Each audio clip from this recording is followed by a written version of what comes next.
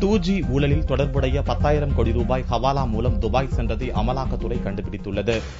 2G அலைக்கற்றை ஒதுக்கீட்டில் 1,70,000 கோடி ரூபாய் அளவுக்கு ஊழல் நடந்துள்ளதாக தலைமை தணிக்கை அதிகாரி அளித்த அறிக்கையின் அடிப்படையில் உச்சநீதிமன்றத்தின் மேற்பார்வையில் சிபிஐ விசாரித்து வருகிறது.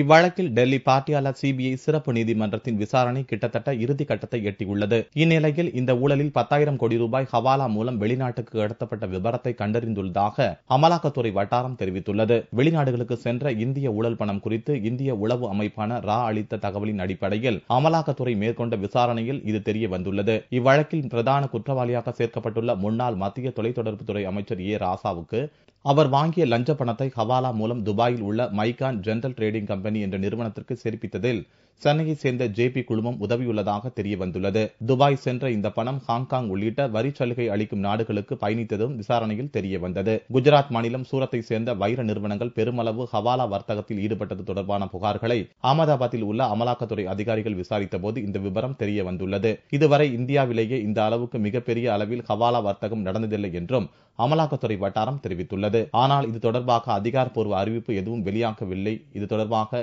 ஏ ராசாவை தொடர்பு கொண்டு கேட்டபோது இது தொடர்பாக எந்த குற்றச்சாட்டையும் நீதிமன்றத்தில் சந்திக்க தயாராக இருப்பதாக பதிலளித்தார்.